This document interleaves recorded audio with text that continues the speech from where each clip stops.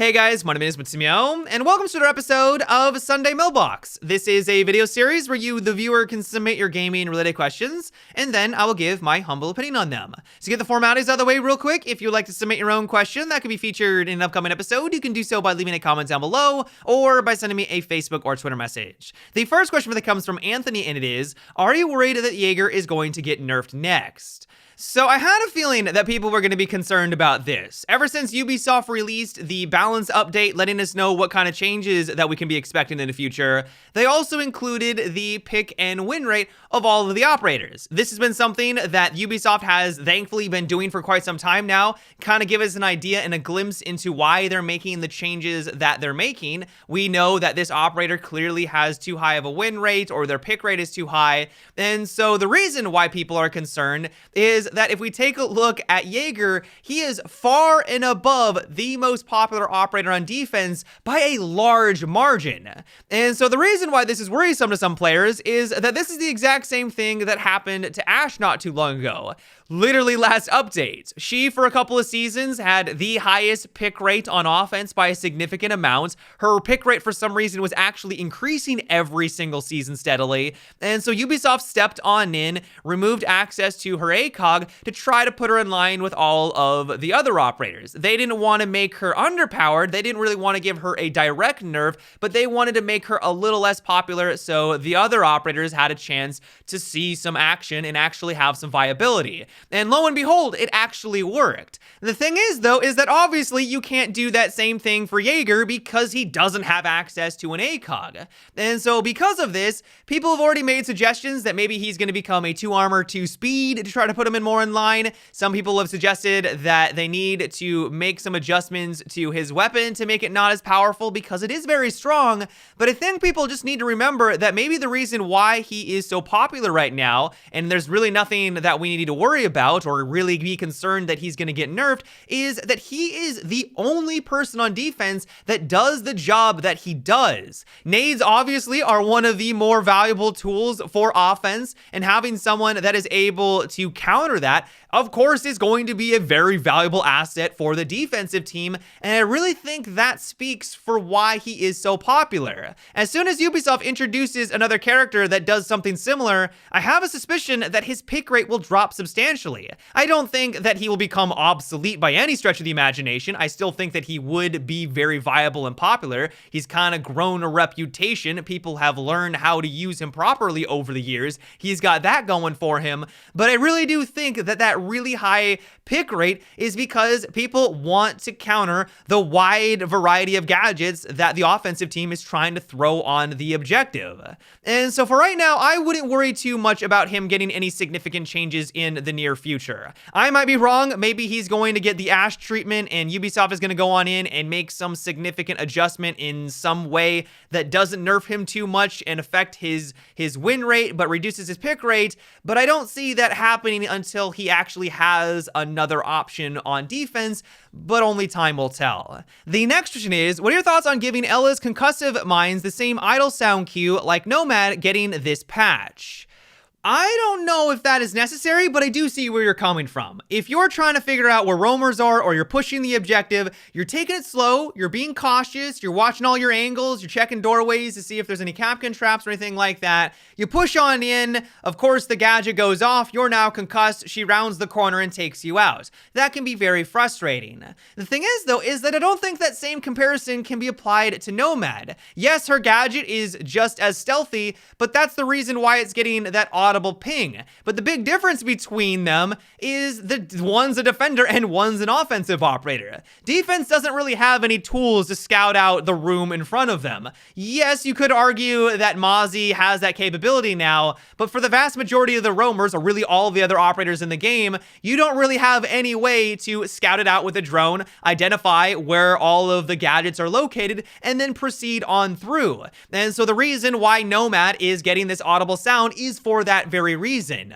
The other reason why I don't really think that this is necessary is that I feel like she's relatively well balanced now. If you made the suggestion a year ago, I probably would have agreed with you, but because Ubisoft has slowly chipped away at her power, she seems like she's in a good place. Her weapon doesn't hit really hard, so you need to get headshots, but that's made difficult because her weapon, of course, has a lot of recoil, and her gadget, while good, doesn't really seem all that game breaking as long as you're scouting out the objective and taking the necessary precautions. What's funny about this is I actually probably get more suggestions for Sunday Mailbox on people thinking that she needs an upgrade now. Once again, because her weapon has a lot of recoil and low damage, it can be really unruly. It can be really difficult to get those takedowns, and so people think that she needs to be better. But if we take a look at that graph that Ubisoft supplied, once again, you'll notice she's right down right in the middle.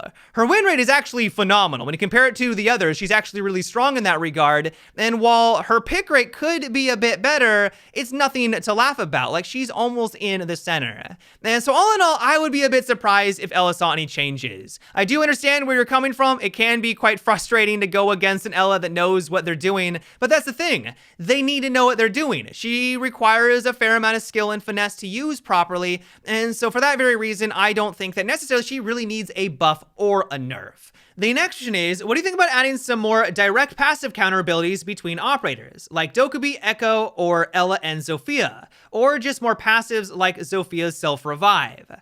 So I feel like this is kind of a gray area. The example that you gave between Dokkaebi and Echo, I feel like is more of just a way for Ubisoft to try to balance out these operators. They want to have direct counters in there, and Echo is the direct counter to Dokkaebi. Now, when we move on over to Zofia and Ella, that's where things get a little bit more fuzzy.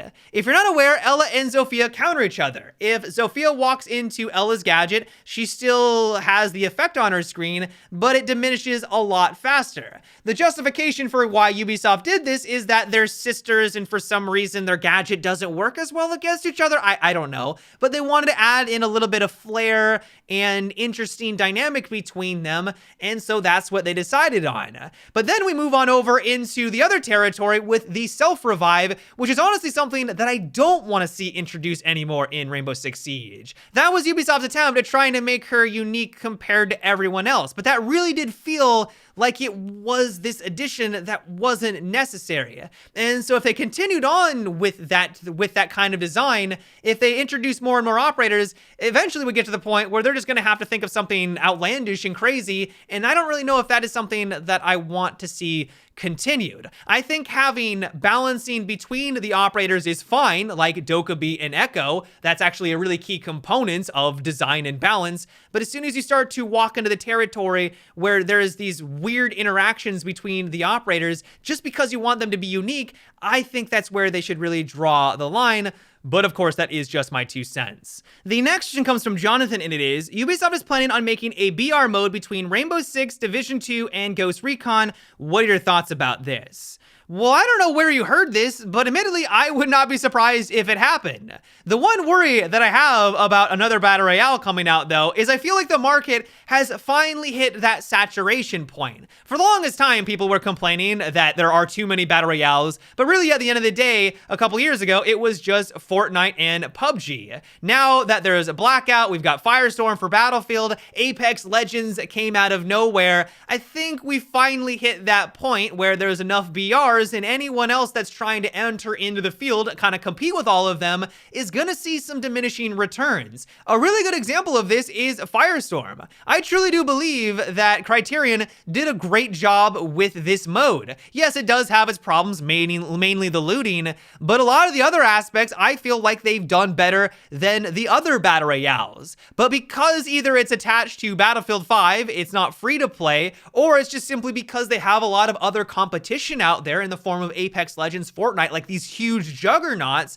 they're gonna have a hard time stepping into that territory and being successful, and I think that is the story for Firestorm. And so if Ubisoft is deciding to enter into the arena and compete with all of these others, they're gonna have to bring their A game. It probably needs to be free to play if they want to compete with Fortnite and Apex. If they just simply want people even to try it out at this point, why play anything else if you have these other free to play options? It also is probably going to need need to be sort of more of a realistic experience. You got Fortnite, you got Apex, which is more arcadey. There might be a niche kind of to carve on out kind of for that PUBG player base where people are expecting more of a tactical, slower paced experience. And so if they can deliver on that and it's well polished, maybe it could do really well. Overall, though, while I have no idea where you heard this rumor, I would actually probably be more surprised if this is something that Ubisoft hasn't considered. It would be an uphill battle for them because they have a lot of competition at this point. I truly feel like the market has saturated,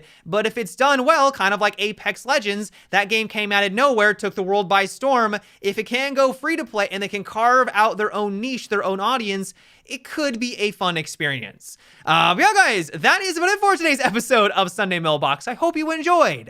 Let me know what you thought about what we discussed in today's video. Would you like there to be more cool character interactions between operators? Do you think that's not necessary? Let me know down below. As always, if you'd like to submit your own question for an upcoming episode, you can also leave a comment or by sending me a Facebook or Twitter message. But until next time, guys, have a good one and take it easy.